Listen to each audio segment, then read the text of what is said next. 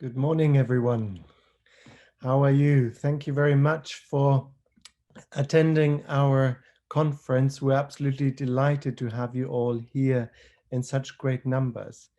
Before I introduce you to our Jean-Monde network on EU counterterrorism, let me first introduce our beloved Vice Chancellor and Chief Executive, because she will speak a little bit about the University of South Wales, and then we will finally get more into the EU counterterrorism debate.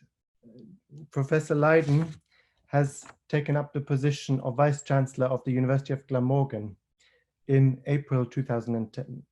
She was previously Deputy Vice Chancellor and also Pro-Vice Chancellor Academic Development at this university, which she joined in 2006. From 2003 to 2006, she was Assistant Vice Chancellor at UAE Bristol, that is also a partner of our network, with oversight for academic quality, student services, academic secretariat, and timetabling. Previously, she was also Associate Dean of the Business School at the University of Wolverhampton. She has a very strong personal interest in, of course, standards in quality in higher education, and she was also previously an auditor for the Quality Assurance Agency for Higher Education, and she's currently a member of the QAA Advisory Panel for Wales. Without further ado, thank you very much for opening this conference for us, and I will hand over to Professor Leiden. Thank you.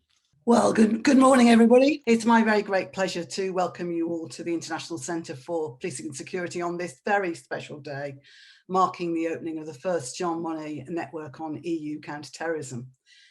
So indulge me for a moment. I just want to tell you a little bit about our International Centre for Policing and Security, which was established in 2014 as a response to the growing interest on the topics of policing and security.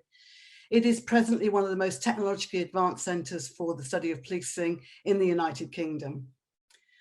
Since the 2017, clearly the work led by Professor Cannat, the centre has been a large recipient of Erasmus Plus funding, mirroring the research excellence and international partnerships, strengthening our position as a university as a key academic institution for the study of policing, security and counterterrorism research. Presently, we host the Jean-Monde Chair in Policing and Counterterrorism, the Jean-Monde Centre of Excellence Virtue, the Jean-Monde Module Hybrid Warfare, and the pioneering Jean-Monde Network on EU counterterrorism. As you can see, we are an integral part of this exciting work and very grateful for the support from the Jean-Monde team and the awards that we've won. So our future commitment and ambition, we continue to remain committed to our work as a reference centre for the study of terrorism and security, and to be the cornerstone of the study for counterterrorism in Europe. Following the objectives of the Jean-Monde networks, USW will continue to foster the dialogue between the academic world and policy making, as well as we will enhance the cooperation between different higher education institutions and relevant bodies throughout Europe and the rest of the world, promoting the exchange of knowledge and experience, as well as expertise. So it's my very great delight to have this short moment to be a part of this exciting conference, the first of its kind, and to wish you all well in the dialogues that happen over today. Thank you very much. Thank you very much for that kind introduction. I'm extremely happy to have you all here, and it is such a great pleasure to inaugurate this Jean-Monde network on EU counterterrorism. Just as a little anecdote, you know, about 20 years ago when I started working on EU counterterrorism, at the time it was one of those areas that was still in its infancy. At the time, people were saying, well, why do you even study this? Is this a worthwhile subject to study? And of course, we did a lot of pioneering work building on some of the great figures that are also going to attend this very, very conference, where we kind of felt there's really something very interesting happening inside the European Union and also in Brussels, but also in its relations with its partner countries, something that is very exciting, that is worthwhile really to study much, much more deeply. And I think And it's also because of this that I'm extremely pleased that we can inaugurate this network. Just to give you a little outline of what we're planning to do over the next 3 years that we are being funded by the European Commission. This is to establish this first, in fact, Jean-Monde network on EU counterterrorism. This is a first because the European Commission has funded a variety of different networks, but in terms of EU counterterrorism, this is an absolute first. And we want this to become a global leader in the field. This network is based at the University of South Wales, but of course, and therefore I also welcome you on behalf of all the 14 different partners that we have in this network. We have, in fact, 14 different partners from 11 different countries. Let me just mention them all so that you are aware of all the partners that are involved. Here in the United Kingdom, we have 2 partners, that is the University of West of England in Bristol and Cardiff University. We also have an Irish partner with the Dublin City University. We also have a German partner with the University of Augsburg. We have a Belgian partner with the Egmont Institute in Brussels. We have 2 Spanish partners, in fact, with CIDOP in Barcelona and Deusto, University of Deusto in Bilbao in Spain. We also have a Romanian partner with the University of Iași in Romania. We have a Czech partner with Prague Metropolitan University in the Czech Republic. We have an Israeli partner with the IDC in Herzliya in Israel, and we also have a Tunisian partner in North Africa with the University of Jandouba in Tunisia. This work builds on the work that we've been doing in terms of the Jean-Monde Chair activities that we've already started in 2018, the Marie Curie projects that we are implementing. And I just want to point out, of course, Dr. Joana de Deus Pereira, who has had the first Marie Curie Fellowship on security and migration, but they've been followed by 2 further fellowships by Dr. Ethem Ilbis on cybersecurity and Europol, and by Dr. Ayen Okpanachi on migration and security. All of this draws upon the expertise of our Center of Policing and Security that has been founded a number of years ago and has been one of the leading centers on policing and security issues in the United Kingdom, and draws upon our expertise also in criminology and the Center of Criminology, with whom we are working very, very closely. Now, some of the activities that we have the ambition to fulfill here are twofold.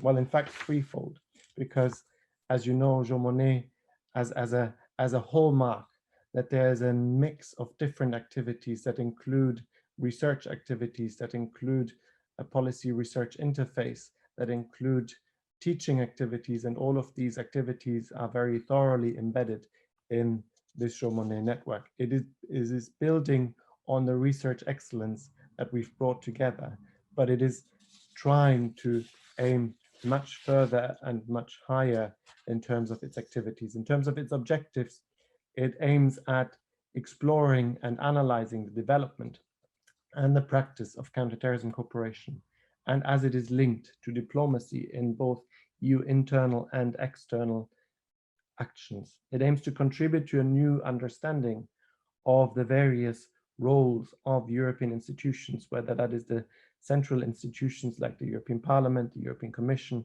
or the European Council, or its agencies like Europol, like Frontex, like Eurojust, like the European Public Prosecutor, and a number of other agencies that we have, and its relations with the international world here, and in fact also international institutions such as the United Nations, very important partner countries like the United States, like other partner countries surrounding the European Union from the Southern Mediterranean to the Eastern Mediterranean, and partner countries also further afield, such as Australia and other countries.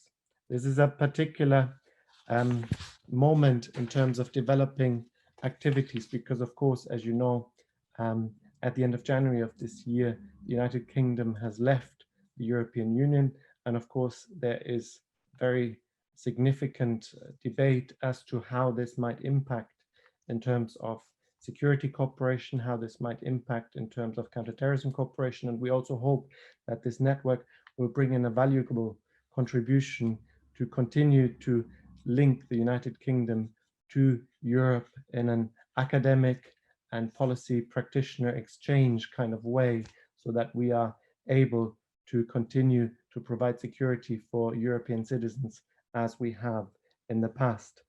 In terms of activities that range, we foresee the creation of a new program on terrorism and security in terms of teaching. We have an exciting suite of new modules that we are in the process of creating. We are also foreseeing a number of other activities, from summer schools to staff mobility programs, and of course the crowning teaching achievement in terms of creating a master program in that particular area.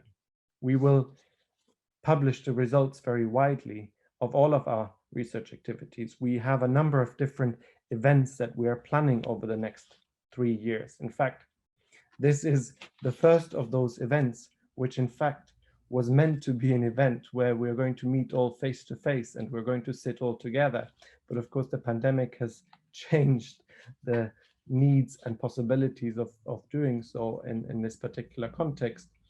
But it has also provided us with a very exciting opportunity, because of course, having established this network and being able to demonstrate that online activities can also work extremely well is also a great opportunity, because it's been enabling us to have a huge range of participants at the opening of this event that perhaps would not have been possible if we had had a situation without pandemic where we would have met face to face. So as part of these activities, we will have a number of different events online in year one because of the pandemic, where we will have other events also in the spring and in the early summer. We will then have several more events, workshops and conferences over the next 2 years after that, where we will also go to Germany, to Ireland, to Spain, to Brussels for different activities, and hopefully also at least some of these activities will be possible to hold face to face and meet some or all of you also again in live format face to face.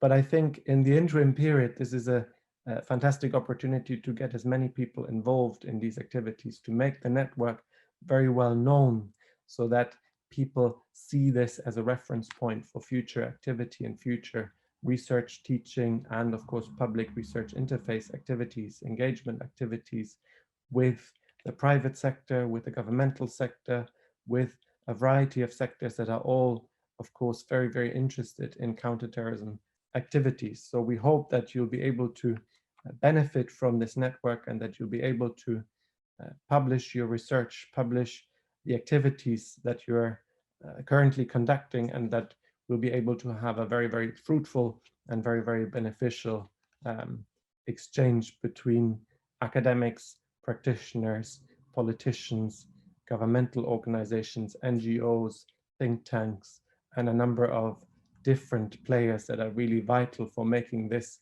a true area of freedom, security, and justice, as of course the Amsterdam Treaty wrote into the European Union treaties as an objective. And in fact, I hope that this network also helps towards this objective of creating such an area of freedom, security, and justice. At this point, I will hand over to Professor Sarah Leonard to also mention a few words, and then I welcome you back later also with Dr. Joana Dos de Pereira before we then move on to the next panel. Thank you very much. Thank you very much, and also a very warm welcome from myself.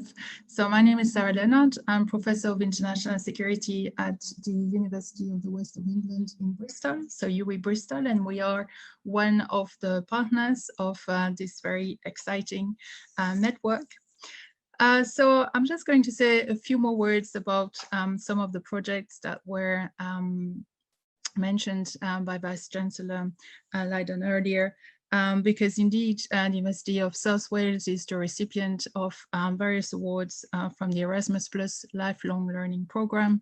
And so there's actually quite a lot going on there, not just the network, but the network actually builds on all the work already carried out, in particular by the International Centre for Policing and Security, ICPS, and also the Centre for Criminology.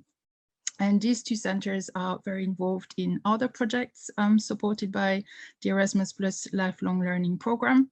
And in particular, we can mention a Jean-Monde module on hybrid warfare. So we know that this is something that has become increasingly important on the agenda of European states and of the EU. And the European Council has recently called for enhanced common action against hybrid threats. And so the objective of this module is to dissect and analyze underlying theories and also the use of hybrid threats by advancing cutting-edge blended learning formats, distance learning, interdisciplinary and policy-relevant discussions and mitigations. And so this is both, again, about research and about teaching, and also very importantly about engaging students, academics with policymakers, practitioners and decision makers in a dialogue on a very important part of European security nowadays.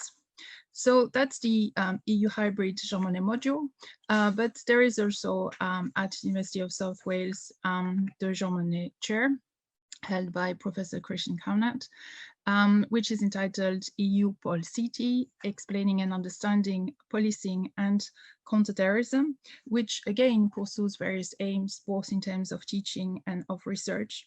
And in particular, it aims to develop 2 online courses, each designed to be distance learning and blended learning ready, ultimately leading to an online master's program on terrorism, policing and security in Europe, which is very innovative.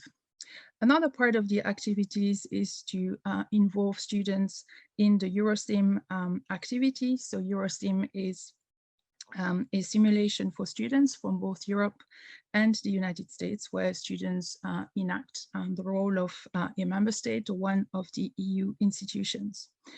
And then again, as previously mentioned by Professor Monnet, there will be various research webinars and seminars. So we have to see whether we are able to meet face-to-face or whether we will continue for longer with this online format, which, as Professor Monnet mentioned, actually has a lot of advantages as well.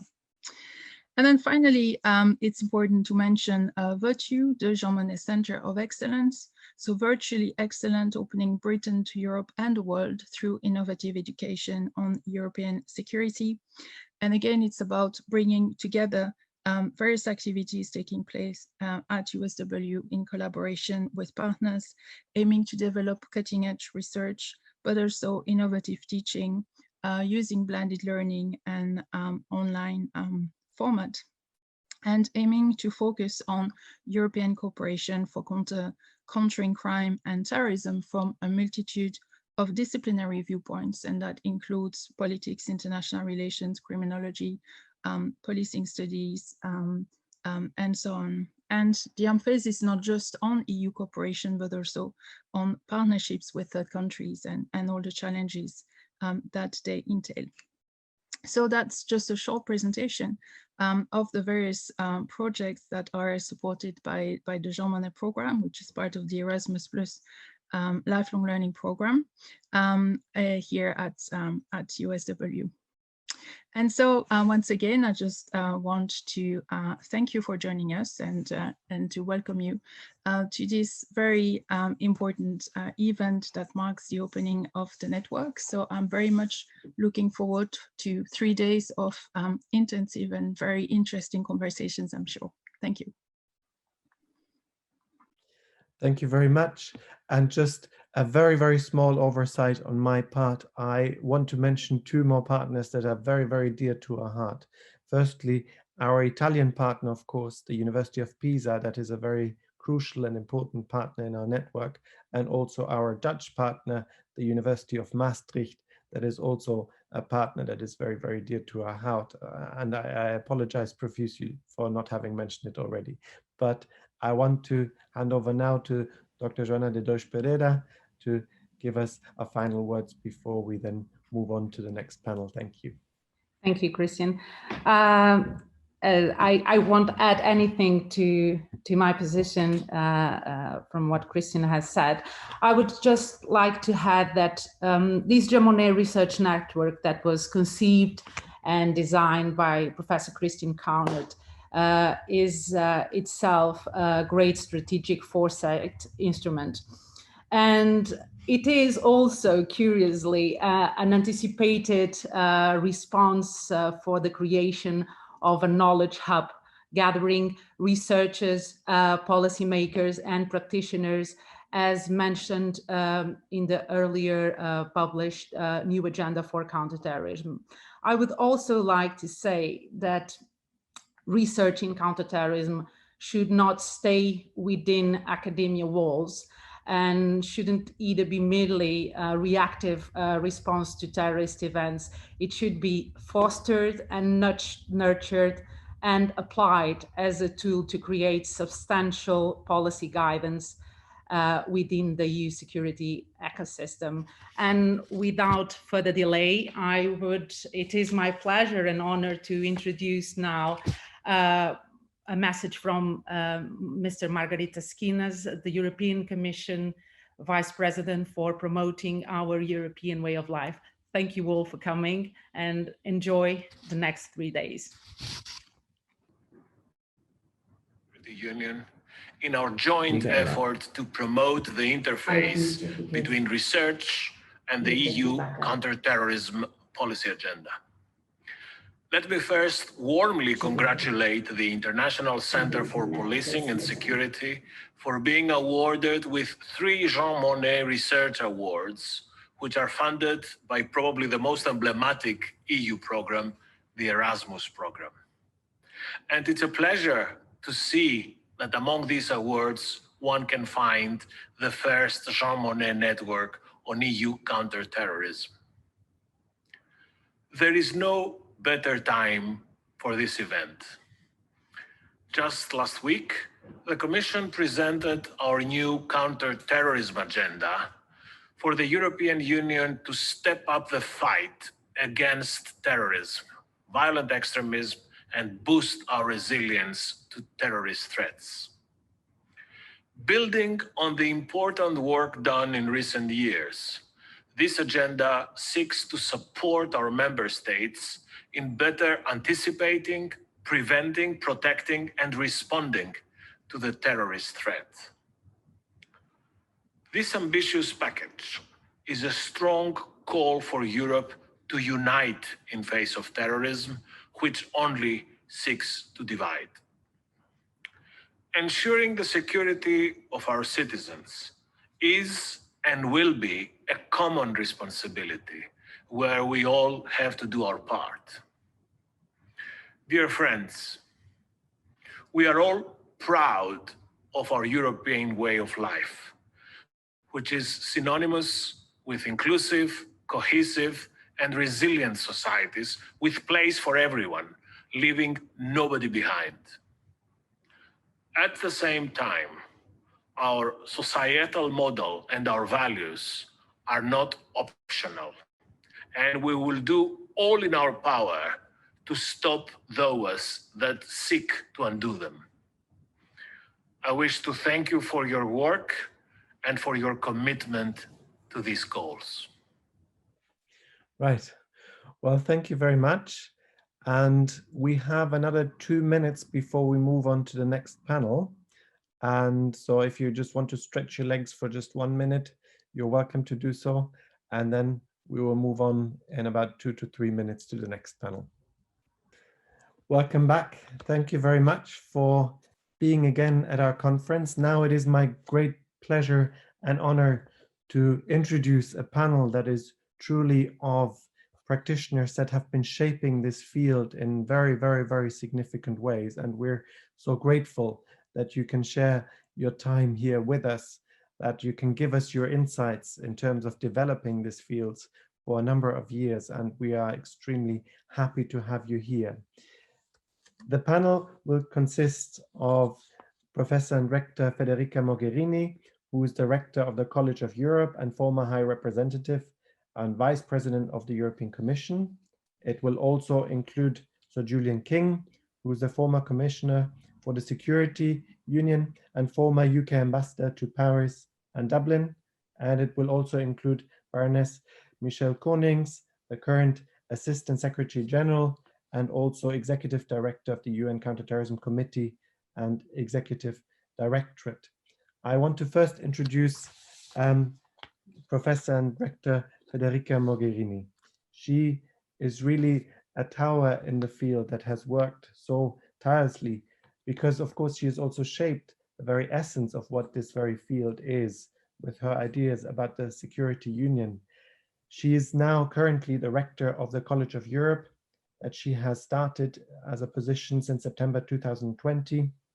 She also co-chairs the United Nations High-Level Panel on Internal Displacements already since January 2020.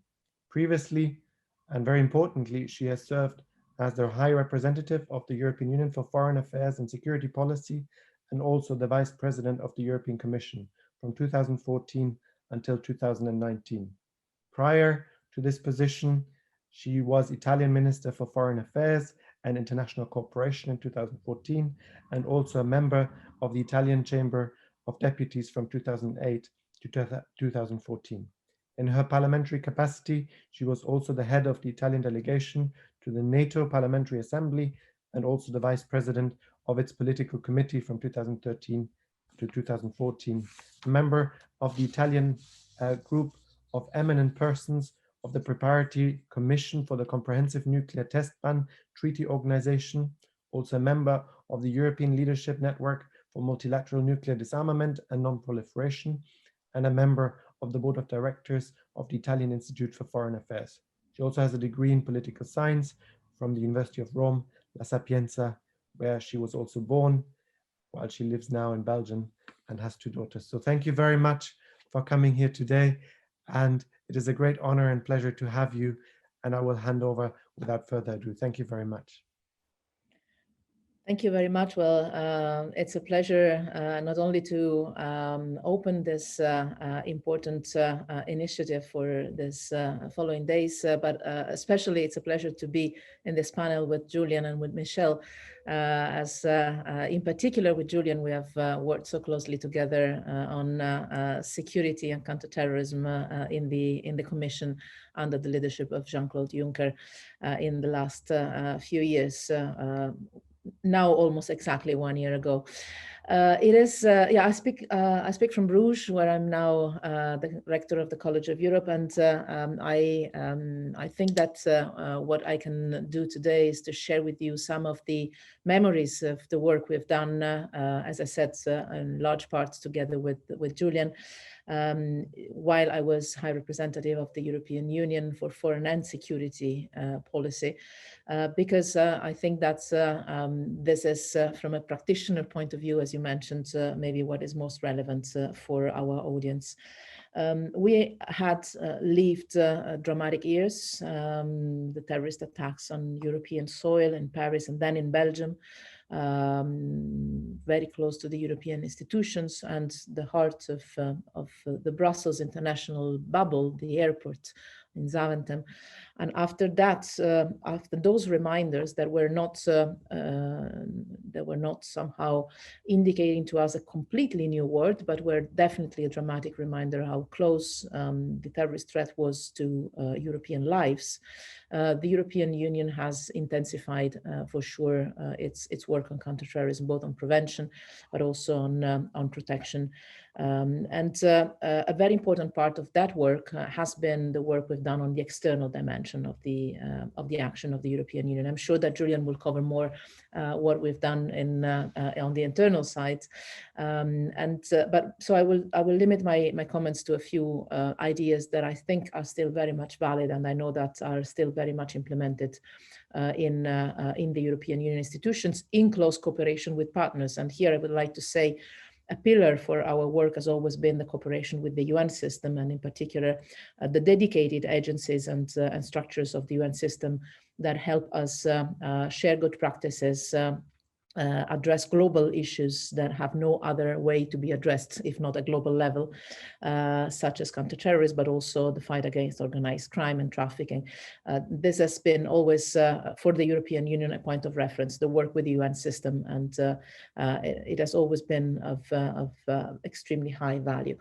In concrete terms, what we have, I think what we have done and what can be done even more in the future to counter terrorism with the external action of the European Union is to use fully the potential of our diplomatic presence on the ground. The European Union has more than 140 delegations around the world. What we have done in recent years is to put some counterterrorism personnel, some counterterrorism experts in some of these delegations in key areas, being it key national context or key regional contexts, to try and establish counterterrorism dialogues at all levels, from the working level on a daily basis to the highest political level, with countries that either have a specific, I would say, expertise or knowledge or good practices to share, or countries where the problem is more evident or more linked to problems that we might face in Europe. And so where the dialogue, especially on prevention or on handling of problematic situations, could be interesting. So the system in place that I find, well, first of all, we established a counterterrorism contact points and units in the External Action Service itself, which was something new. We established counterterrorism experts positions in, I think it's today 13 delegations around the world, so in the European Union embassies, let's put it this way. And we established the practice of high-level dialogues on counterterrorism. I did many of them myself with the relevant ministers on the other side in many different countries, in particular in the Maghreb, in the Middle East, but also in some countries in Southeast Asia and further down in sub-Saharan African countries. I have always thought that this practice is extremely valuable because it allows, first of all, some intelligence exchanges on a daily basis. As you know, the European Union doesn't have direct access to its own intelligence sources. So this high-level access to interlocutors in third countries is definitely a valuable instrument of knowledge for the European Union as such. But also, I think it's a very empowering tool because it allows to the European Union and third countries to establish counterterrorism strategies together in partnership. And I think this element of partnership and on shaping policies together from the very first day, rather than calling a capital when you have a problem with a citizen, for instance, is definitely the best way to go, because it creates ownership, it creates equal footing, and it creates an exchange of information that can be, in some cases, extremely valuable. I know our time is not unlimited, so I will only touch upon a last point and then listen carefully to my colleagues and friends in the panel. And be ready, obviously, for an exchange or questions. I think that beyond this, network of counterterrorism experts and counterterrorism dialogues we have developed in third countries externally, there is another element a little bit more implicit in the EU policies that is valuable when we develop somehow a European counterterrorism approach. It was very interesting for me here in Bruges. Last year, I was a visiting professor before becoming rector, and one of my students actually worked on a thesis that I had the pleasure of supervising, from which I learned a lot about the potential of the European Union external action and foreign policy, purely foreign policy, to counter the war on terror narrative and develop a more integrated counterterrorism foreign policy approach, starting from the integrated approach of foreign policy instruments that the European Union has put in place. And she studied several study cases Iraq, the Sahel, the Horn of Africa, if I'm not wrong, seeing how even humanitarian and development policies, not to mention the pure foreign policy diplomatic approach that the European Union puts in place in some areas of the world, helps preventing radicalization, even if it is not put in the traditional counterterrorist box. In effect, some of the actions that the European Union does, I think of Iraq as a special, as a key study case in this respect, doing a lot of, yes, humanitarian and development work with the angle that the European Union takes, that of inclusivity, addressing social needs, community building, prevention of radicalization as one of the elements of the, I would say, mainstream policies on the ground, including with religious groups, local communities, refugees on the ground, minorities, helps in practice to prevent radicalization and address counterterrorism in an effective manner, even if this is not always labeled as traditional counterterrorism action. And I think this potential is there.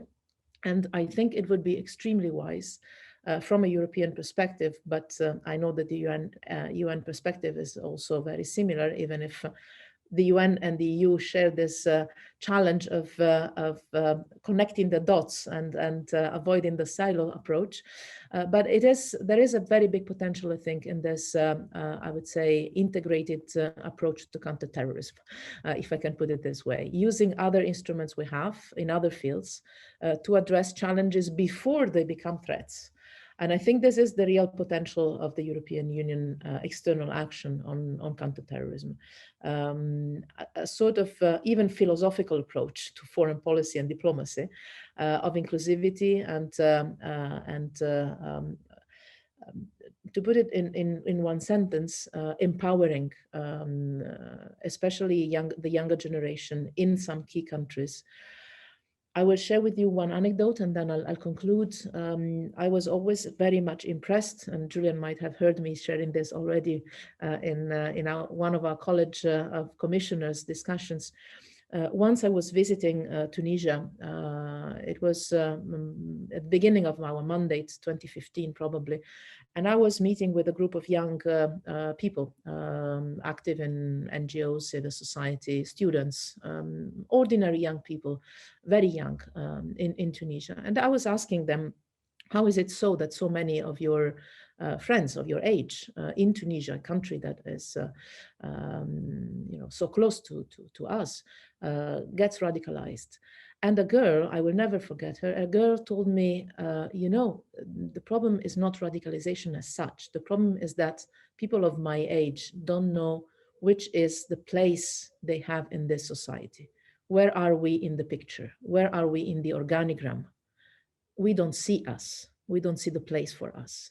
And so if you don't see the place for yourself in a society, in the picture of a society, even in the perception of a society, then she told me, many of my age look for a role to play, look for a label. Who am I? And the radicalization brings them to define who they are, what their role is in an organization, in a structure, in a society. They need to feel they belong to something and they know what they are.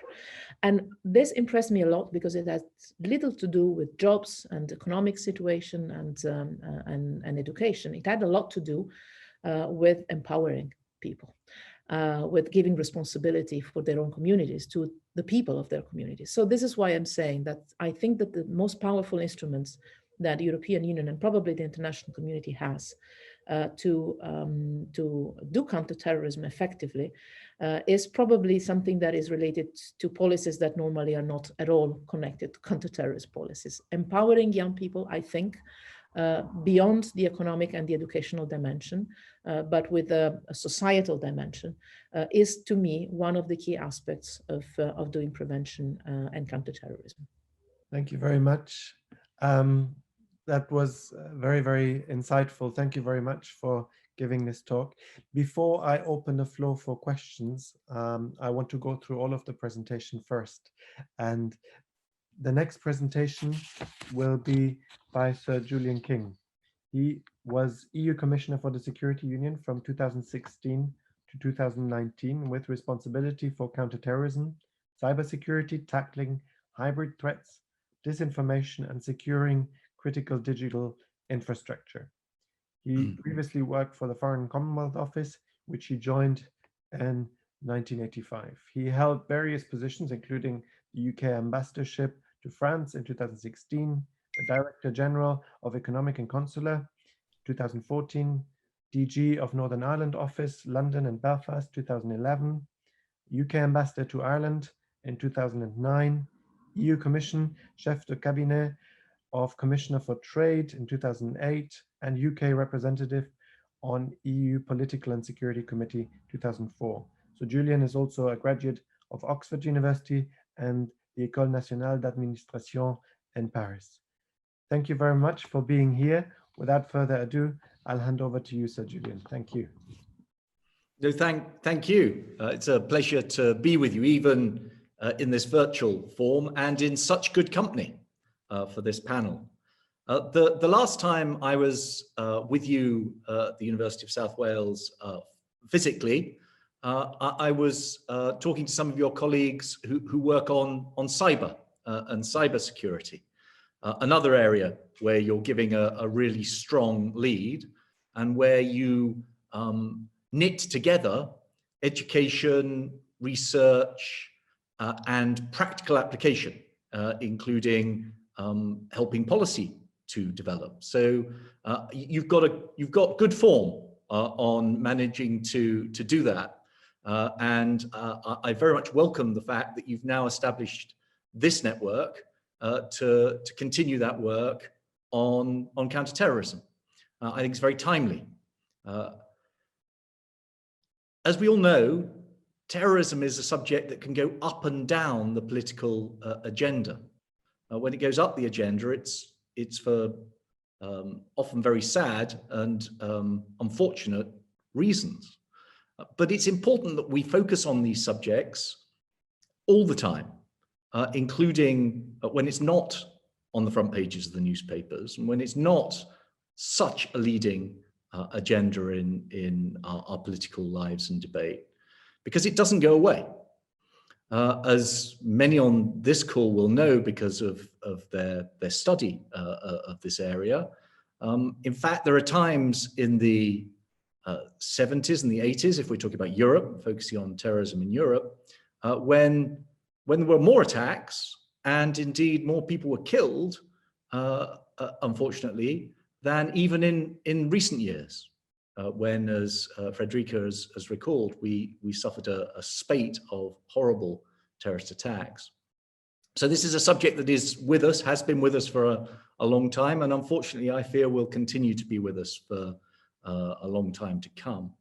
It evolves and changes, and that's another reason why it's very important that we study it in depth to try and understand and better prepare ourselves to counter it and to deal with it. In the 70s and the 80s, the kind of terrorism that we saw across Europe was political, nationalist, regional, with links internationally, but driven often by homegrown concerns, if that's a way of describing it. It was terrible and had terrible fallout.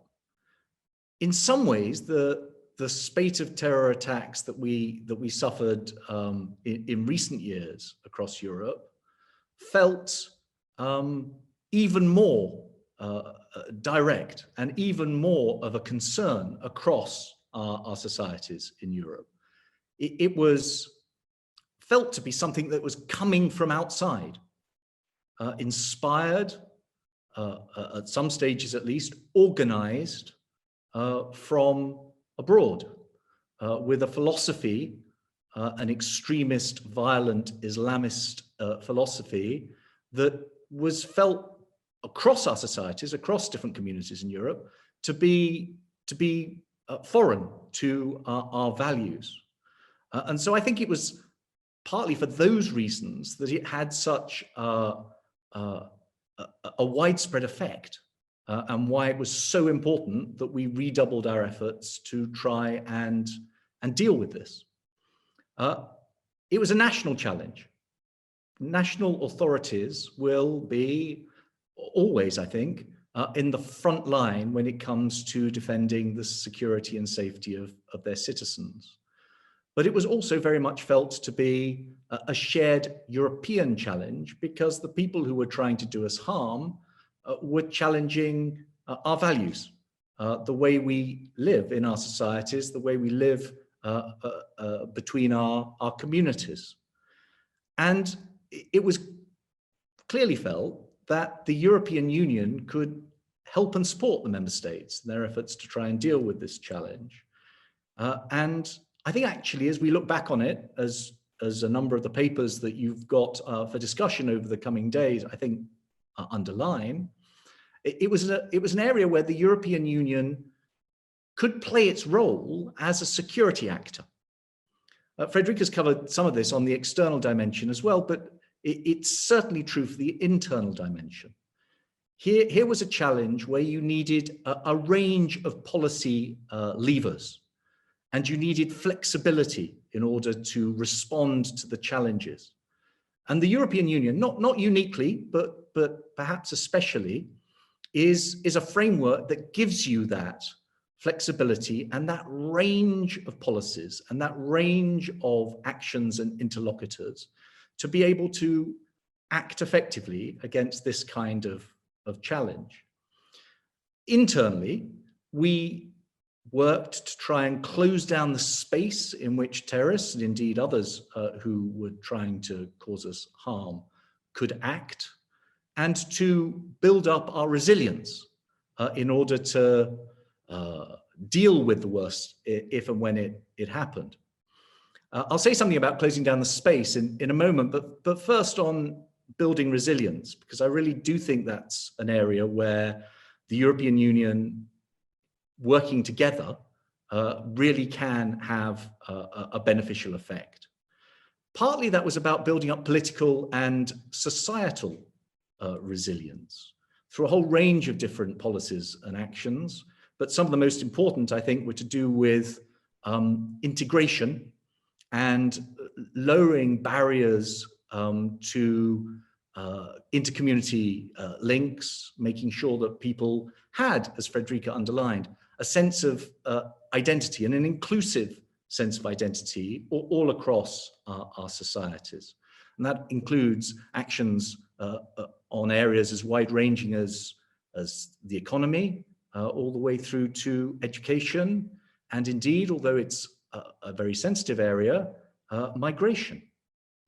There were other areas where we worked together, using Europe as a platform and as a catalyst to bring together networks and expertise. Your network is an example of that, but there were networks that we built and reinforced dealing with various aspects of counterterrorism work directly, police work, and I'm glad to say that that network is being further reinforced in the latest measures that Margarita Chinas referred to earlier on, networks that dealt with radicalization, security research, and security practitioners.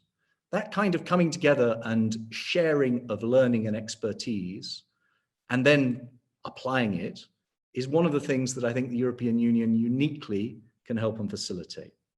The European Union agencies were able to help and support the member states in their actions. Many agencies were involved, two in particular, well known to those on this call, Europol, that brings together the police across the member states, Eurojust, that Michelle in particular knows very well, that brings together prosecutors across the member states. Providing databases and promoting the effective exchange and deployment of information was a key role that the European Union was able to play. Many on this call will know about some of these big databases like the Schengen Information System, PNR, some of the more targeted ones, the data exchange networks rooted in Europol and Eurojust played a really important role in supporting the authorities in countering terrorism. And again, that's an area that's continuing to be developed. The Commission is supporting an agenda sometimes referred to as by the catchy title of interoperability, just trips off the tongue, but that is making sure that these different networks for sharing data and using it effectively are working as well together as we need them to. So all these various measures that we were doing, which were trying to build different aspects of our resilience to make ourselves harder to target and attack, and if the worst happened, to try and cope. At the same time, and I think it's the sort of harder end of what we were trying to do, we were trying to close down the space in which terrorists and other bad actors could seek to do us harm. Now, terrorism is a crime. It's a particularly horrid crime, but it is a crime. And as you all know from reading detective novels from your Agatha Christie books onwards, various conditions that enable crime are means, opportunity, and motive. And we sought through our actions to try and bear down in each of those areas. So by taking various actions to limit access to the means that you need to perform these kind of horrible attacks, that's manpower, money, the physical means, firearms, explosives, more recently through work across the European Union, the misuse, trying to limit the misuse of drones, mobility. So some of those databases that I mentioned, some of the measures that we took were designed to try and make it harder to travel or train or seek to engage people in terrorist activities. We worked to try and close down the opportunities. So reinforcing security on air travel, for example, aviation security, rail travel, maritime security, bearing down on some of the potentially sensitive risks like chemical, biological, and radiological risks, reinforcing security around our public spaces. All too often, the attacks targeted those areas where people came together from across our societies to do things together and to enjoy, whether it was concerts or simple everyday experiences. So reinforcing the protection around those public spaces was very important. And indeed, and this is continuing right now, bringing together the preventive and protective security experts from across both the public and the private sector. Again, the European Union has a particular role, I think, in reaching out to a whole range of different stakeholders. It's uniquely well placed to bring together public and private actors and promote cooperation between them. We also sought to bear down on motivation for terrorism. Now, some of that motivation can be very deep, and indeed some of your studies, including things you're discussing over the next few days, look at that. But there were some areas where we felt we could take action and have some effect, bearing down in particular on radicalization and radicalizing activities, both offline and online. So offline, as many of you will know, we brought together through the RAN a network of practitioners who tackle different aspects of radicalization across our countries to share their experiences and to work together. Online, we took some steps, and I'm glad to say that some of those have come to fruition just in the last few days, to create new regulatory frameworks to get platforms and social media to do what many of them were doing already, but not all of them, and to do it faster and more effectively, to bear down on terrorist content online. Now, some of these actions were quite hard-edged, But as we took them and as we continue to take them, it's crucial that we remember why we're doing it, what it is that we're actually trying to protect, the values that we're seeking to preserve from those who want to try and undermine them. So even as we take difficult decisions in some of these areas, and there are some difficult decisions that need to be taken, we have to make sure that what we're doing is absolutely necessary, that it is legal and is clearly within a legal framework, and that it is proportionate, and we're not going too far in protection of our values. And I think that that is every bit as important today as it has been in recent years, even as we grapple with difficult questions around access to evidence, including digital evidence, ever more important, as we grapple with issues around encryption and lawful access to that form of communication that is used by terrorists and other criminal and bad actors who wish to do us harm, as we try and deal with very controversial aspects of technology, like facial recognition. In all of these questions, we shouldn't be afraid to tackle them, but as we tackle them, we need to remember the values that we're seeking to preserve. We need to be thinking very carefully about the kind of oversight that we want and the kind of access and use rules that we need to have in place. I'm going to say two words about international cooperation. Federica's already covered it, but you can't do these things effectively in isolation. You have to do them in partnership, both with like-minded organizations, and particularly the UN, who are joining us today, but also with like-minded countries. And sometimes with countries who have traditions that aren't exactly the same when it comes to tackling some of these security issues. You shouldn't be afraid to try and engage with those countries if you have common interests that you're seeking to pursue. We did that most effectively in the neighborhood, as has already been underlined, with key partners like the United States. Not always entirely straightforward, the dialogue around these issues, but we pursued it. And I'm glad to say, I would say this, wouldn't I, but I'm going to underline it, that this is an area where we can look forward to continued close cooperation between the United Kingdom and the European Union, even after the end of this year, because we need to continue to learn from each other and to work together. So thank you very much for inviting me today.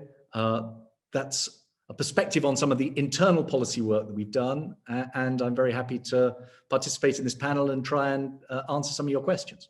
Many thanks for this, Sir Julian. That was a very insightful presentation. Thank you very much for coming and for making it today. I will now go to the final speaker of this panel, Baroness Michelle Konings, who is currently Assistant Secretary General and Executive Director of the Counterterrorism Committee Executive Directorate since 2017. She has previously served as President of Eurojust, one of the very important agencies of the European Union that is tasked with dealing with judicial cooperation in criminal matters. And she served as its Vice President as well.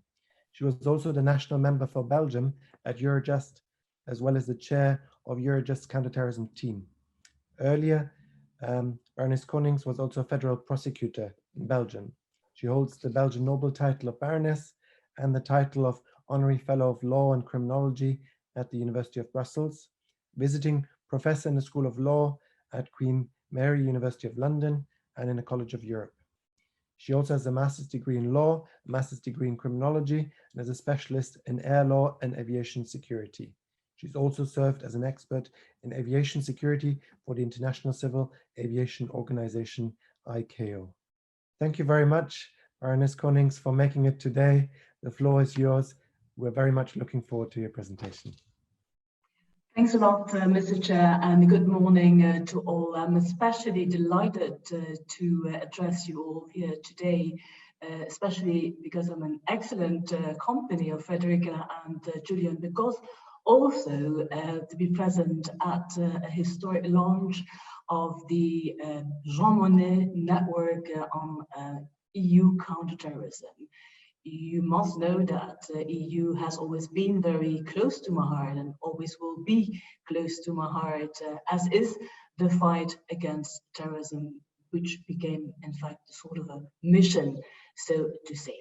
What I would like to offer you today is to take you on board on my little flight and zoom in with a UN lens to the role of the United Nations, especially the Executive Directorate that I am heading for the moment, and also to stand still to some of the trends and threats we are facing, especially under COVID-19, and then to end with some general observations.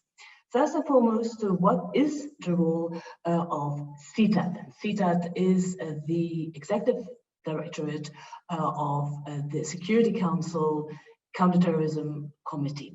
CTAD's role is in fact to support that committee, which is mandated to monitor, facilitate and promote states' implementation of the Security Council resolutions on terrorism.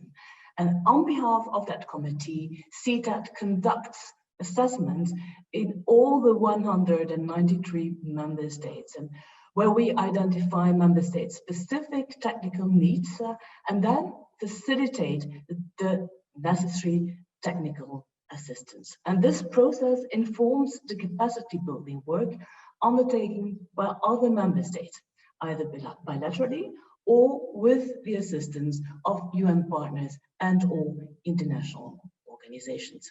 And this is really one of the important dimensions of our cooperation with the EU. CTAD is also mandated to analyze global and regional trends in terrorism, counterterrorism, and countering violent extremism, including which measures are working well and to identify any persistent challenges. And in addition, our global research network, which is including, in fact, over 100 universities, research centers, and think tanks, was established by CTAD 5 years ago, keeps us and the Counterterrorism Committee informed about the latest research and emerging trends, threats, and challenges. We also collaborate closely with the civil society organizations, academia, and the private sector to enhance our understanding of key trends and challenges. And in this context, I'm particularly pleased to address you today as we mark the opening of the Jean-Monde network on EU counterterrorism. What does our research and our interaction with our partners tell us about current trends and trends of particular interest in the European context? We are facing, under COVID-19, definitely a generation-defining crisis that has a potential both to broaden and heighten the threat of terrorism and radicalization to violence, and to undermine our responses. And terrorists and violent extremists have long thought to exploit socioeconomic anxieties, marginalization, and associated grievances to propagate their divisive agendas. And the economic challenges and social restrictions caused by the pandemic, including the closure of educational centers, has been alluded to earlier on, community-based programs and curtailed employment opportunities can exacerbate existing grievances, especially in societies facing endemic conflicts. And as many people continue to spend more time online, terrorist groups continue to recruit and radicalize towards violence through digital platforms, including gaming platforms. Indeed, now under COVID-19, we see that huge numbers of students and very young people, or especially making a usage of the internet and social media, and they are also a favorite targeted audience of the terrorists and the violent extremists. The pandemic has thus aggravated existing challenges by helping to spread misinformation, conspiracy theories, and terrorist narratives. And our partnerships with both public and private sector actors will continue to be vital in helping technological platforms address these issues in accordance with the relevant international legal standards, including human rights.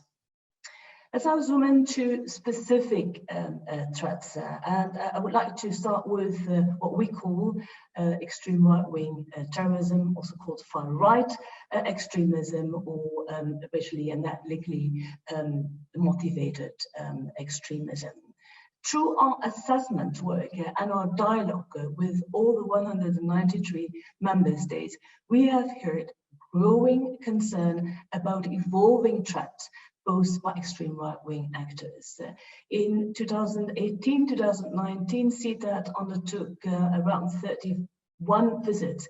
A lot of them were led by myself, and in all my dealings with the decision makers and CT experts, we heard in at least 10 of those 31 countries a growing concern about extreme right-wing terrorism. And in that context, we started to zoom in to that phenomenon and published recently 2 trend alerts on the topic. One focused on the transnational character or threat of extremism, right-wing, and the other on the ways in which such actors were co-opting the pandemic. We also organized a first open briefing of the Committee Security Council on the topic, as well as a separate meeting with our global research network. They were attending together with practitioners, civil society organizations, researchers, and policymakers from around the world. Extreme right-wing actors have sought to co-opt the COVID-19 pandemic to propagate the baseless, we can't label it differently, baseless conspiracy theories and incite violence and attacks.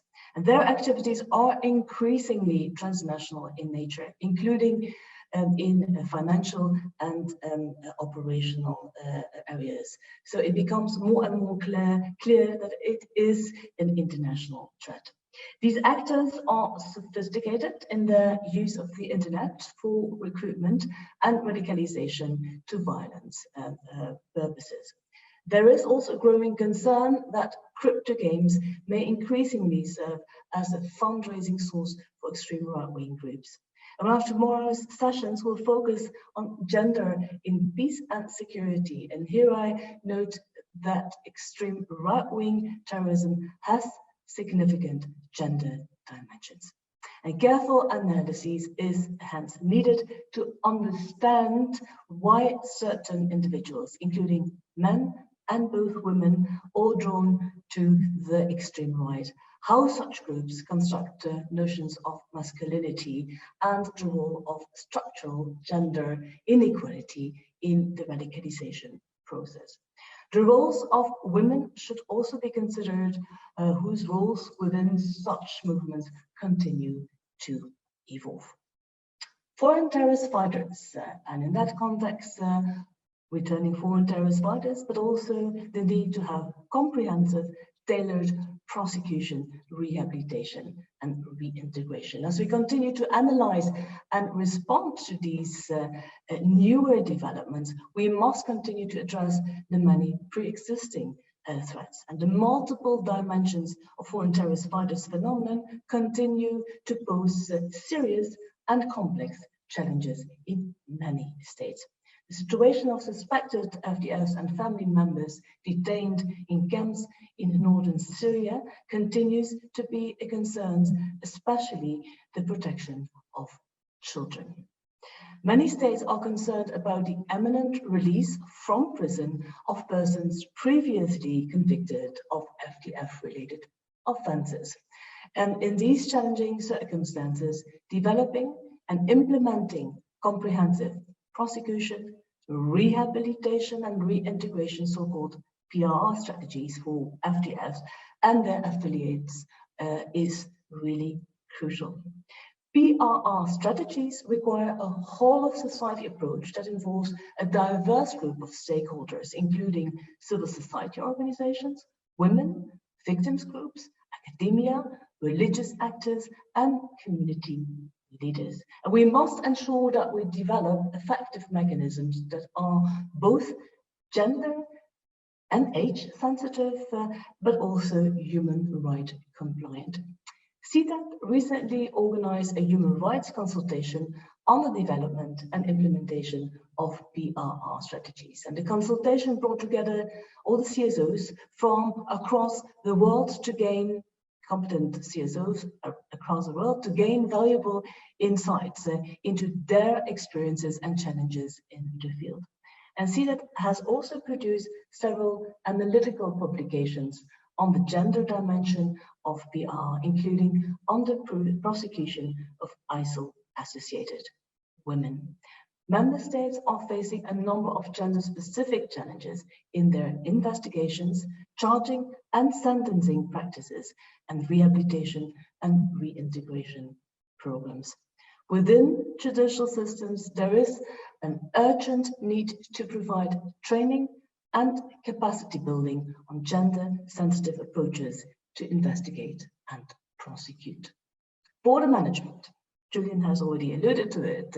Even as that PRR strategies are being developed, implemented, and refined, terrorists, including foreign terrorist fighters, still seek to travel across the borders to prepare, carry on attacks, and evade justice. And again, there are many dimensions to consider here, but I will emphasize the issue of maritime security, not only security land, air, but also at the level of maritime security, which is one of the many areas addressed by CTAT into its assessment work.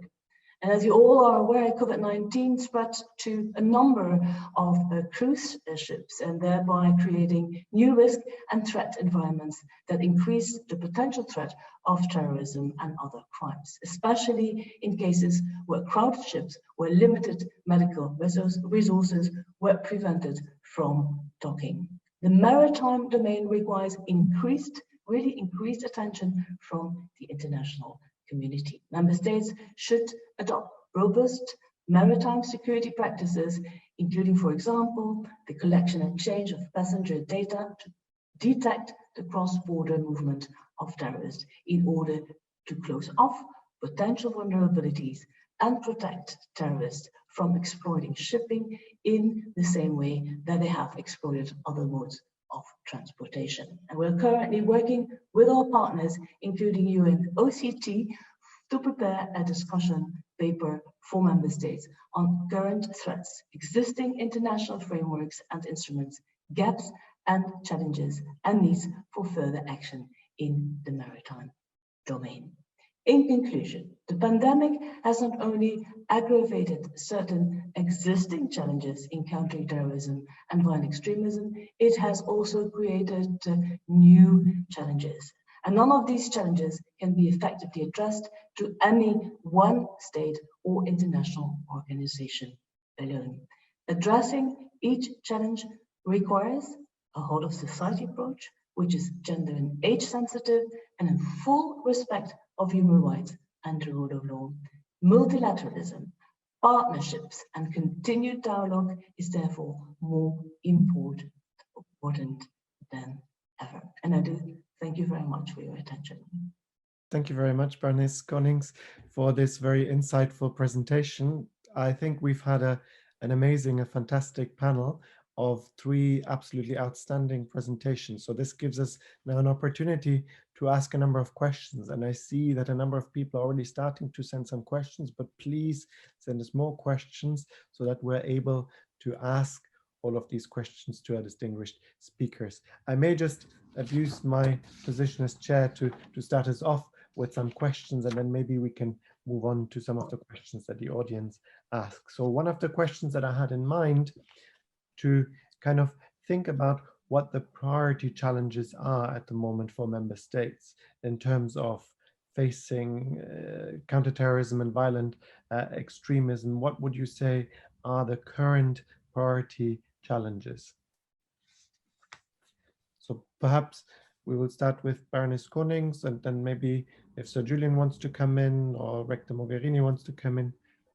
Thanks a lot for giving me again the floor. I think that if you look at the top 3 or top 4 globally, and that includes, of course, the European Union, I would say look at 2 main threats, ISIL and Daesh, Al-Qaeda related threats, ISIL and their affiliates, as well as Al-Qaeda, lost territories for sure were somehow defeated, but through their affiliates, we see especially in Africa, in Afghanistan, in South and Southeast Asia, a lot of activity, especially in Africa. Look at some of the ISIL affiliated groups, IS in the Greater Sahara, IS in West African province, in Central African province. Look at Boko Haram and the horrifying acts committed by Boko Haram, plus Al-Shabaab in Eastern Africa, not to forget the atrocities committed recently in Mozambique. So you see the whole set of African regions are heavily affected by ISIL. So ISIL is absolutely not dead. What we also see is this, what I call alliance of opportunities between terrorist groups and affiliates, armed groups and criminal groups, and that makes the fight so difficult. You might say, what is that having as an effect, an impact on other regions? If we do not contain this oil stain, it will become a huge stain, and it will bounce back in our face sooner or later. Second, as I alluded to, far right or extreme right-wing terrorism. We need, and hence I'm an excellent hands today, and speaking at the really inspiring audience. We need a good disaggregated research, empirical analyses on far right and extreme right wing.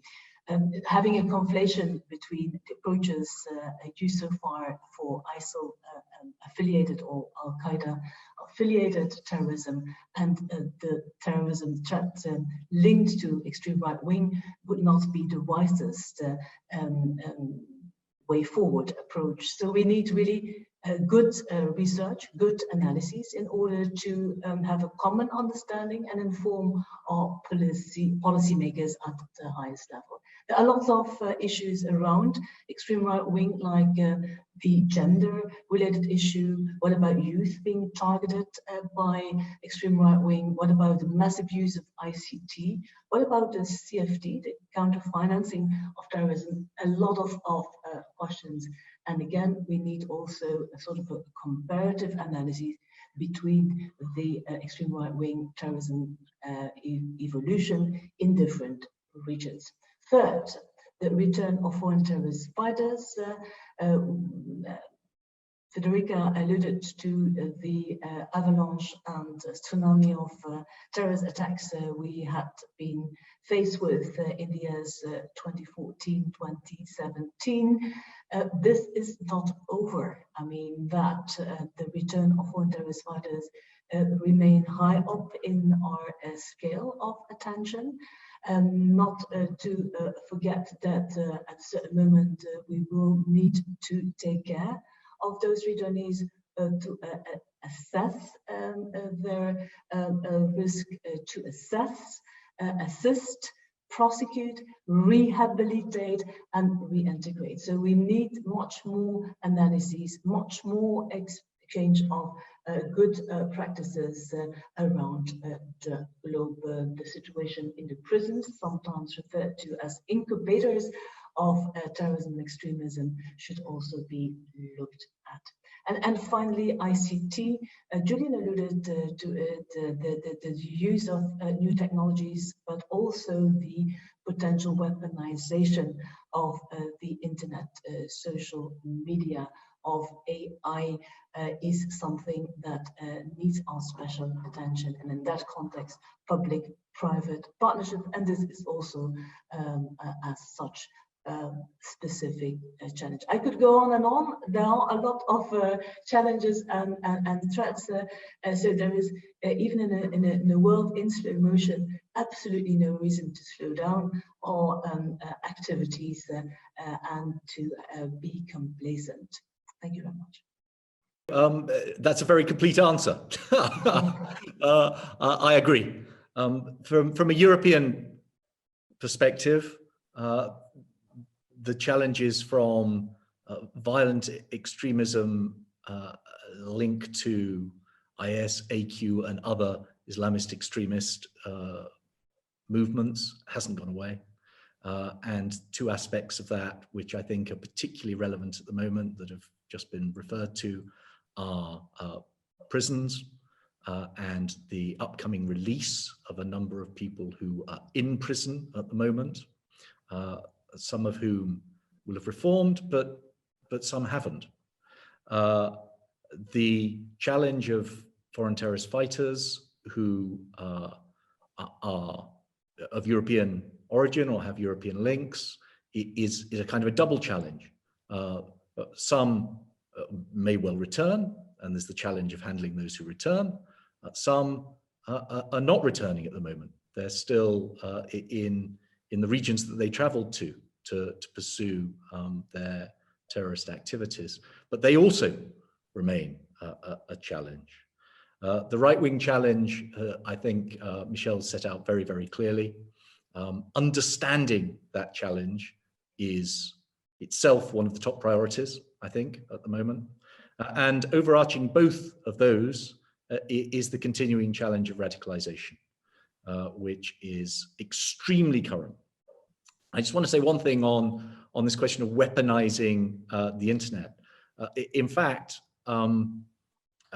online and internet and cyber activity hasn't been used that much to conduct terrorist acts, but certainly the online world is used extensively to recruit, radicalize, sometimes to instruct specifically or instruct on how to carry out such attacks, and all too often, unfortunately, used to glorify terrorist activity.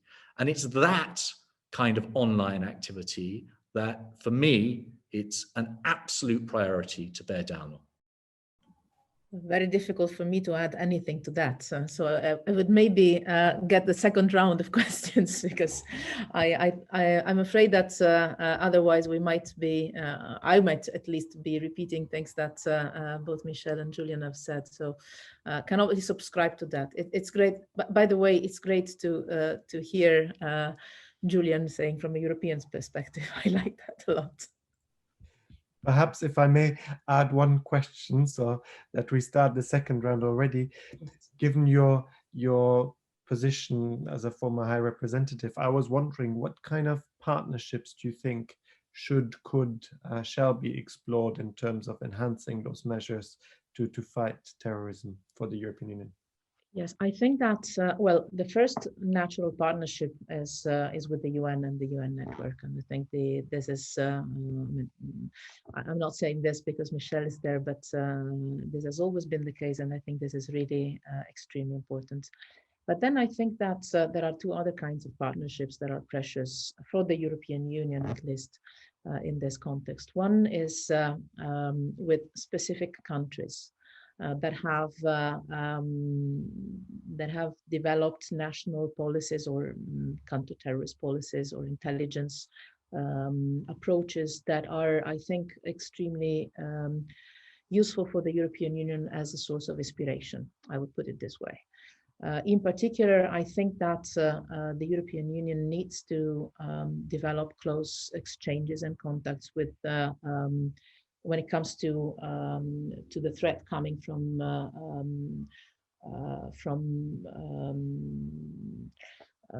the Islamic State, Daesh, whatever, all the different variations and affiliations of it and developments of it and branches of it, of branding.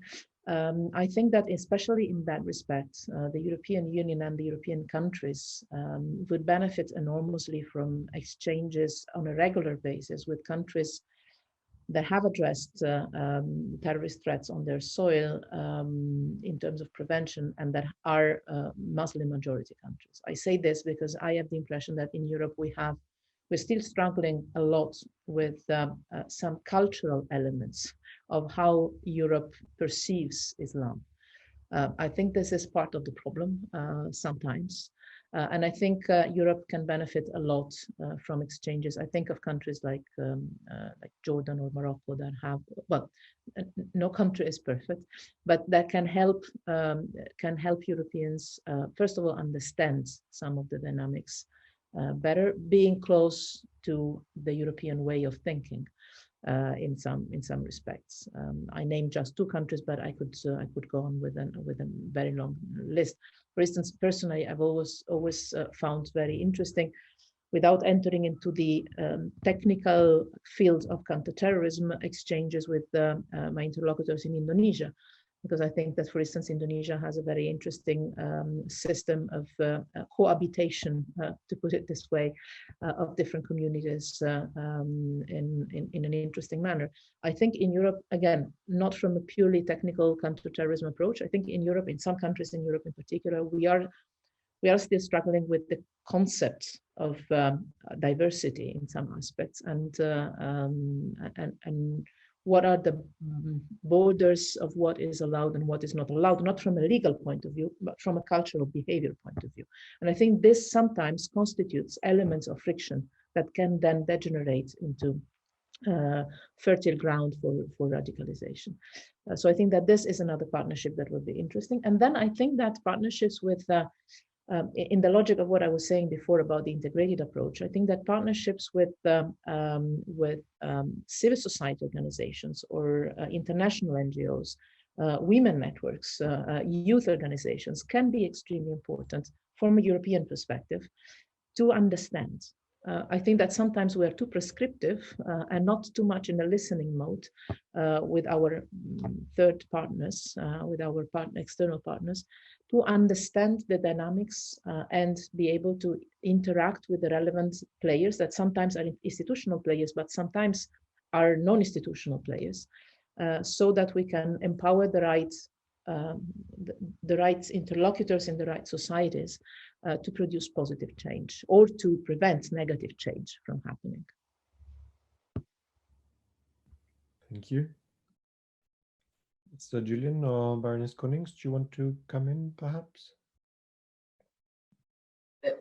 If you allow me, I can't agree more with Federica. I would just say that terrorism is definitely a global and a transnational phenomenon. And the thing is that the threat is characterized by a diffuse nature.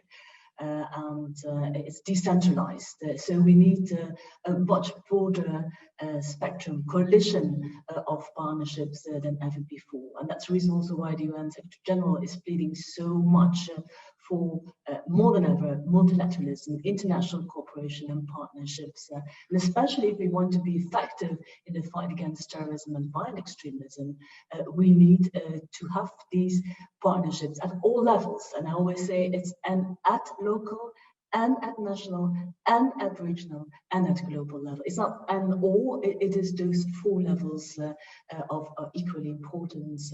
And in those different levels, it is about having a whole of government and a whole of society approach. You have the need for all portfolio holders in the government setting to work together, but they also have to include and be receptive and welcome the whole of society approach to complete the spectrum of understanding. And that means in the whole of society, as Federica just has referred to all players, the civil society organizations, NGOs, research centers, the religious leaders, but also the families the women, the young men, the children as a whole, the school teachers are equally important. Listen to them, include them in your approaches. Without them, you will miss opportunities to be effective in, for instance, rehabilitation and reintegration strategies. We absolutely will need to create resilient societies. And apart from those partnerships, we also need public-private partnership. And it is an activity. It's not a word. The Triple P is really something you have to work on in a relentless way. And especially now, being faced with those online activities by terrorism and violent extremism, especially now on the COVID-19 for incitement, propaganda, recruitment, and financing. And they are making our lives a hell, using the dark web, so using encryption, using virtual money for getting engaged in trafficking, also linked to terrorism, but also using anonymized ways of communicating with each other. And hence we need to step up that more than ever public-private partnership. And we have been doing so in establishing a few years the Tech Against Terrorism, which was meant to take care of the knowledge of smaller and startup platforms compared to the bigger place, to make sure that they have all the ingredients in order to moderate content, to take off content, and to have all the latest news. And TCAP is one of their latest activities. TCAP is standing for Terrorism Content Analytical Platform. These kind of public-private partnerships, as the one that is organized in GIVCT, the Global Internet Forum to Counter-Terrorism, are of an utmost value. A lot to do, and a lot of dialogue needed between different regions, as the use of internet for terrorist purposes is certainly of a global nature. And I would say, finally,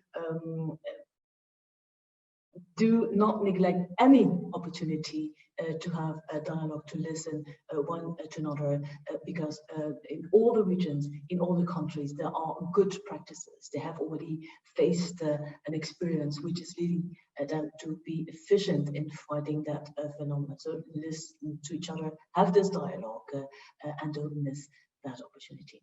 Thank you. Right, thank you very much. I don't know if Sir Julian wants to say something about this, but I can also start maybe taking some questions from the audience. There was one that I thought might appeal to you in terms of the solutions to counterterrorism in the cyberspace. What would you say is it that we should do to counter terrorism more in the cyberspace, about the messaging, about terrorist accounts, and also all the while keeping the laws about expression for freedom of expression? Shall I start on that? So well, we've touched upon it. Michelle in particular, in her last answer, made the very good point that this is a shared challenge internationally, and that we need to learn from each other. And different regions are at different stages in trying to grapple with this problem. So there's lots, I think, we can learn from each other. We took, as I mentioned, a lead in the European dialogue with the platforms, the big social media actors, which has established some results. We'll see how far other international actors want to follow us. There was a time when the US were quite reluctant to get involved in questions of regulating online and social media platforms. I think that's changed and evolved. And one of the reasons it's evolved, actually, I believe, was the awareness around right-wing, extremist, violent, right-wing abuse of online activity that was happening in the US. But for whatever reason, they have evolved. So we'll see whether the US follows some of the things that we've been trying to do in Europe. Elsewhere, I think the debate is at an earlier stage. except in places who have had direct and tragic experience of online facilitated terrorist activity, like New Zealand. What we did in Europe, as many on this call will know, was build on voluntary cooperation with the social media platforms to identify particular areas where we needed to perhaps go a little bit further, or at least a little bit faster. And we proposed, and it's now just been agreed, that we should set out a legal and regulatory framework for identifying and removing illegal terrorist content online. Now, this is a subject of much debate. I'm sure you've got some people on your call who will have some questions and queries about what we set out to do and what we are now agreeing we should do in law. But I think that we have taken the right steps to focus very precisely on what we're trying to deal with: illegal terrorist content online defined in law, to establish a level playing field for how that problem is going to be addressed across Europe. The space that we were proposing regulation and legislation for was the European Union, and to do it in a way that is completely transparent, open to challenge, fully under the rule of law, and is designed in a way that will help some of the smaller platforms to deal with a problem that affects them potentially every bit as much as the larger platforms. So I think that we've set out a good model. Not everyone will agree with what I've just said, but I stand by the proposals that we've made that were extensively debated and examined, both by the national authorities and by authorities at the European level, including the European Parliament. So they are fully democratically endorsed, and now we need to make sure that they work as they were intended, fully in respect of freedom of speech, with lots of guarantees to deliver that. Many thanks for that. I know that Professor Morgerini has to leave fairly soon, so I just hand over the word to you for some final observations. Yes, thank you. I apologize. I would continue to exchange on this, which is extremely relevant and interesting. And the company, as also Michelle and Julian have said, is excellent. But unfortunately, I have an upcoming meeting in 4 minutes. So I guess I will have to turn to another platform and connect for my following engagement. So I'm sorry for that. I just want to say that I think this is extremely important that we connect the dots somehow, that we connect different fields of action, practice and research, and that we prepare the ground for understanding and having the tools for addressing challenges and threats in this appropriate manner. And this is why I would like to do something I didn't do in the beginning, but congratulate you for this initiative and wish you all the best, and tell you that you can always count not only on me personally, but also on the College of Europe with its departments to cooperate if there will be the opportunity for further projects in the future. And again, apologies if I need to leave you at this stage, and it was great to share the panel, not only with you, Christian, but also with Julian and Michelle, and all the best, and hope to see you very soon, somehow, hopefully not virtually. And again, all the best for this excellent initiative. Thank you. Thank you so much for being here. Thank you. Bye. Thank you. Bye. So Julian, I have one question that, of course, given that we have this event in the United Kingdom, is on everybody's mind in the UK audience, of course, and I hope that you might be able to say a few words about this. One of the questions on people's mind is, how will counterterrorism cooperation between the UK and the EU develop after now the transition period and after the UK has definitively left the European Union? Well, some things won't change. The threats and challenges that we've been discussing for the last period won't change, because the people who are trying to do us harm don't really distinguish between whether you're in Schengen or indeed in the European Union or not, because the things that they're targeting are to do with the way we live our lives and organize our societies. Something else that won't change are some of the networks for cooperation. At one end of the spectrum, if you like, there's you guys, and more strength to your elbow. This, as I said at the outset, this is a very timely set of initiatives, because the sharing of expertise, research, education, and practitioner networks are going to be crucially important. At the other end of the spectrum, if you like, as I'm sure many on the call know, cooperation on some of the hardest challenges and threats between intelligence agencies takes place outside of the EU framework and will, I'm confident, continue. But there's a whole range of activities, as you know very well, in between to do with police, law enforcement, prosecutorial cooperation, information sharing, other forms of networks and agency cooperation that will be affected. They'll be effective whatever happens, because once you are no longer a member state or no longer in the transition period, the United Kingdom is a third country and will have a different kind of relationship, deal or no deal. But I am convinced there is a big difference between a world in which there is a deal, including on security cooperation, and a world in which there is not.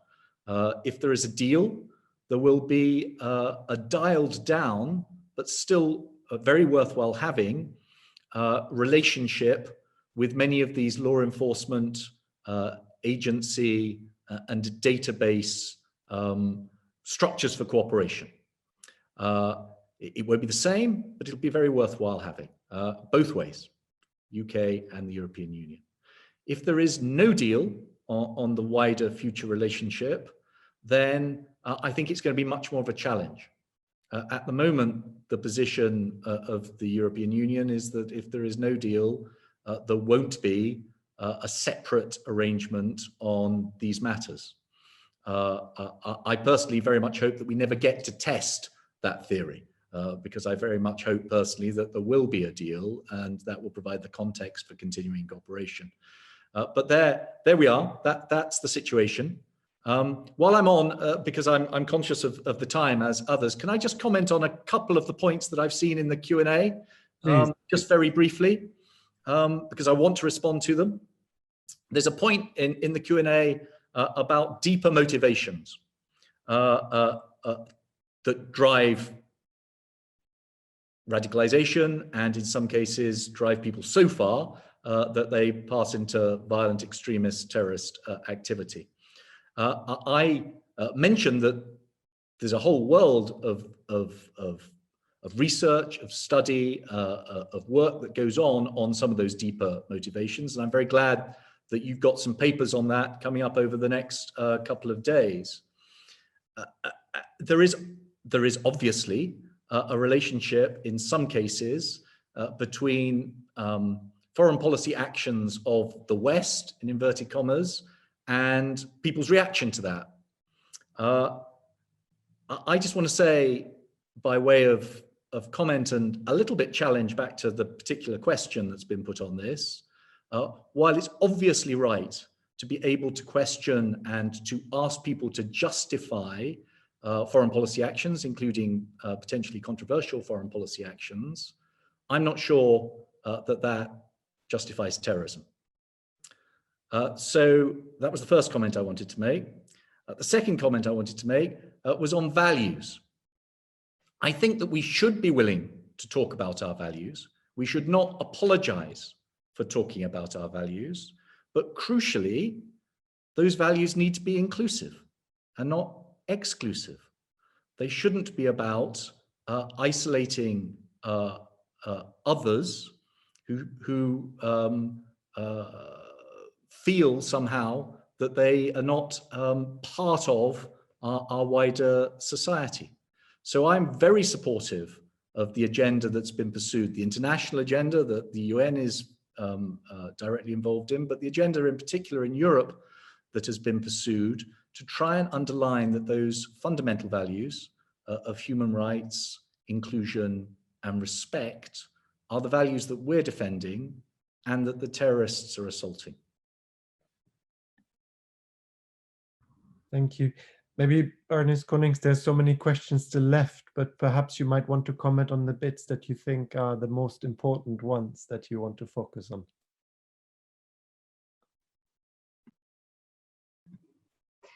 Well, I do totally agree with what Sir Julian just said in relation to the drivers to terrorism and violent extremism. What are the conditions conducive to terrorism? And I always think that the word exclusion is the answer to a lot of questions. The perceived feeling of exclusion, to be excluded from hope, perspective, education, to be feeling excluded from a just administration of justice, are all the reasons why people become susceptible to radicalization, and radicalization becomes violent extremism, and then the next step is an easier step to go to terrorism. So yes, it's extremely important to, as I just said, to make a distinction, not to have a conflation between different approaches. ISIL and Al-Qaeda terrorism is asking for a specific approach, which is based on experience and expertise. We cannot have a conflation for the approach for extreme right wing. So we first really need a common understanding on what is driving people to go to the far right or the far left or extreme right wing terrorism. And so hence I would now really address to all of you in the audience, please continue to do a lot of research work on this, because we need really disaggregated figures on all the issues which are linked to extreme right-wing terrorism. It's taking real serious shapes and forms, and it has a global nature. So your help is much welcomed in that perspective. Right, thank you very much. Maybe two more questions, as we still have 10 minutes. There was one question about the critical gaps that we're still facing in counterterrorism. So what would you say are the ones that we really need to still, go after in order to fill them? And the second one was in relation to, well, we've made significant progress, we've achieved a lot of things, but what were the obstacles in achieving these things, to kind of identify how we managed to kind of push forward in terms of counterterrorism cooperation? I can go first, maybe with the last question.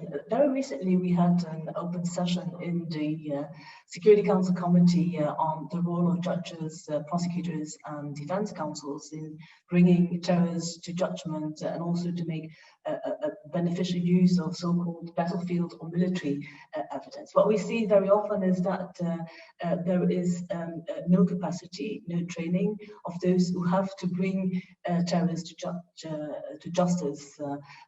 What is missing? Evidence, tangible evidence, digital evidence, battlefield evidence, especially in relation to the offenses committed by foreign terrorist fighters. So why there is a big distance between the zones where the terrorist offenses or the offenses have been committed. And so getting the evidence, being digital evidence, e-evidence, is already hard. The access to digital evidence is not easy across borders. The battlefield evidence, we have established guidelines, and others have also been working on guidelines. So it's extremely important to learn from each other, to see in practice what these guidelines are leading to, and in what extent they lead to convictions and tangible results. And finally, to not neglect the international cooperation. We really need to cooperate. And all of this is not easy, it's challenging because of the distance between where the persons have to be convicted in trial and injustice and where the offenses have been committed. But again, evidence, international cooperation, and the I would say narrowing of the gap between the international diplomacy. We're very proud of the United Nations to be the norm setter in the Security Council, to work with policy development, but what is known at the level of the judges and the prosecutors and investigators and defense counsel. So we need to narrow this international diplomacy and the practitioners' role. That is one thing. There are many others, but I hand over to Julian.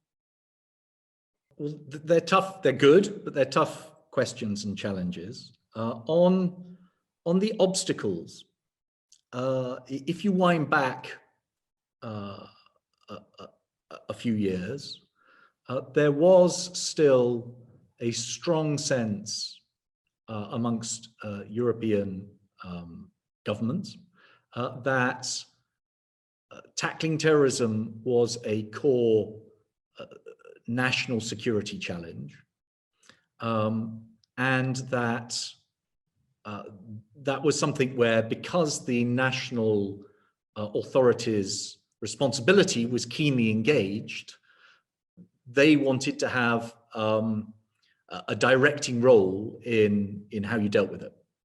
And I think the challenge that we faced, and perhaps still face, was to explain and then show that, notwithstanding the fact that member states and member state authorities will inevitably be in the front line for questions of security of their citizens, there was and there is a scope for helping, reinforcing, and improving some of that some of that action through cooperation.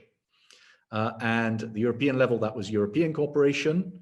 And beyond that, certainly in an increasing number of areas, there's an understanding and a practice of wider international cooperation. And not just because Michelle's on the call, the UN and various bodies of the UN have given us a strong lead to that. So that was a challenge that remains a challenge that we need to grapple with. It's not unique to counterterrorism. It's also a challenge in relation to a number of other so-called new threats, whether that is cyber, hybrid, increasingly challenges like health and climate security, to show that in addition to the national level action, there are real concrete benefits from wider cooperation regionally in the EU and beyond. Another challenge that I think we've started to grapple with, but there's certainly more that we need to do, and it's reflected in some of the questions that we've had this morning, and it's reflected in some of the papers that you're going to be discussing over the next few days. It's to show that taking action on hard challenges like this, the terrorist challenge, is not only consistent with, but is rooted in respect for fundamental human rights and the values that Michelle, Federica, and I have talked about this morning. Effective security policy, and I've seen this for myself, not only on some of these challenges we've been talking about today, but on some of the challenges closer to home, including in Northern Ireland. Effective security policy will only work if people believe that it is respecting them and their values. If they feel that it's somehow not doing that and pushing them away and isolating them or stigmatizing them, then you are undercutting the effectiveness of your security work. And so you have to find a way of not only saying, but showing that security work is respecting those values and respecting all across our communities who might be targeted or subject to the actions of terrorists or indeed other bad actors who are trying to cause us harm. That remains a challenge. It's a challenge every day. On some of the gaps, well, there are some big gaps. Again, some of your papers are looking at this, which we're only beginning to grapple with around tackling aspects of radicalization. There's no complete science, far from it, on that.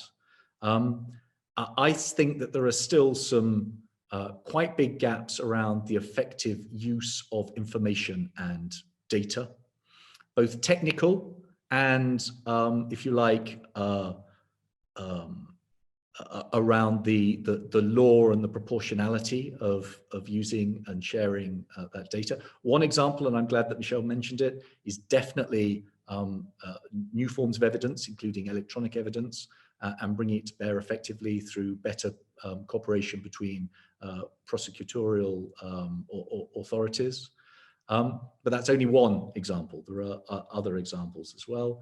And there's a challenge of new technology. Some of those who are seeking to do us harm are trying to exploit new technology, and we need to be very conscious of that. But there are also opportunities of new technology to try and grapple with terrorists and extreme violent extremists. And we need to be open to that opportunity, again, in a way that respects necessity, legal framework, proportionality, and our underlying fundamental values. So those are some of the issues at the frontier. Some of them not new, but still at the frontier of the work that we're doing in national authorities, at the European level, and in wider international cooperation. Thank you very much. As the panel is fast running out of time and we won't have time to go through all the questions anymore, I just want to invite you maybe for your final comments that you wish to still make before we then close the panel. Well, maybe the impact of COVID-19 on terrorism, violent extremism, how we counter terrorism and counter violent extremism, and the way we work. We have just launched a brief on that impact short term. We will have a new publication by the end of this month on the midterm effect. But let's also have a preview, have a pro or pre-active stance on what will be the long-term impact of COVID-19 on terrorism and violent extremism. What we have seen is that there is a massive increase of the use of internet and social media by both ISIL and Al-Qaeda, linked and affiliated groups, and extreme right-wing terrorism. That is massive. They are not able, because of the travel restrictions we're all part of, to travel and to move, but they use those vehicles, those means to inspire, to direct, to coordinate, to incite, to recruit and finance terrorism, for sure, or to throw in the for misinformation, malinformation, or disinformation and conspiracy theories. That is really worrying. And what is a worrying thing is that we have seen, for instance, in extreme right-wing context, that those activities become more and more frequent, lethal. Let's look at the Christchurch March 2019 attack, El Paso, August 2019, Halle, Hanau, it's nearing to European Union. So the online activity is translated into offline terrorist activity, and that's worrying, really worrying. We really have to zoom in to that aspect, and furthermore, a lot of digital surveillance mechanisms have been put in place for COVID-19. Okay, but what if they are heavily securitized and too long in time? What will be the impact on radicalization, violent extremism is another thought we might have. We might also be confronted, because of the socioeconomic impact of the COVID, to budgetary restrictions and more focus on national concerns and on global concerns. That might also be seen in the civic space, being shrinking for the civil society organizations, for those who are so crucial in rehabilitation, reintegration approaches. So there are a lot of impacts which are already been visible so far. We don't have the evidence,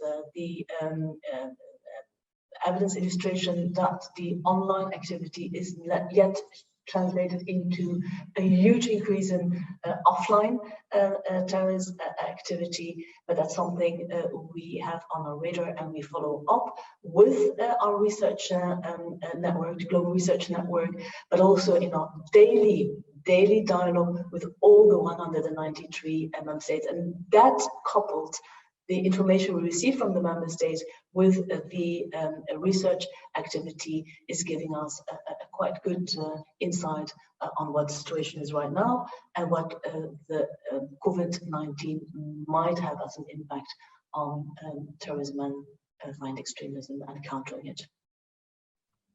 Thank you very much. So Julian, do you want to make any final comments? Well, perhaps just to bring us back to where we started, not to lose sight of why we're all here and why you're here for the next few days. I think that this is a fantastic network. It's a fantastic initiative. It's very timely. It's very important. Linking up education, research, practitioners to look at policy and good practice, and to have a debate that informs policy and informs practice is crucial. So more, as they say, more strength to your elbow. Please keep doing this. The other and related point is that it's fantastic that it's this university that is hosting this event, but also at the same time that you're part of a network of other universities that in this particular case stretches across Europe, because there is a big event for the UK coming up at the end of this month. Whatever happens around Brexit and the next chapter in relations between the UK and the EU, it is absolutely crucial, in my view, that we continue to find ways to cooperate and work together on shared challenges like the challenges that we've been discussing here this morning. Thank you very much. Thank you very much, Sir Julian. Thank you very much, Baroness Konings. Thank you very much also, Professor Morgerini, who had to leave already. It was a wonderful panel. I think we've learned so much from your insights. It was such a great honor and pleasure to have you here. We had a fantastic discussion. We had a number of questions. We had many insightful answers. So we are so delighted to have had you with us. And we hope that you might follow us for the next 3 years, that we continue those activities, that we might be able to invite you back to some of our events over the next 3 years. And on behalf of the University of South Wales and on behalf of the 14 partners of this network and on behalf of the various attendees of this conference, I thank you very, very much for coming to our event. Thank you. Thank you so much, and so welcome. Success to all of you. Bye-bye. Thank you. And for our attendees, thank you. And for our attendees, if you want to join our next panel at 11:45 UK time, there's the next link that you need to click on, and then we can see each other again very soon on Zoom. Thank you. Bye.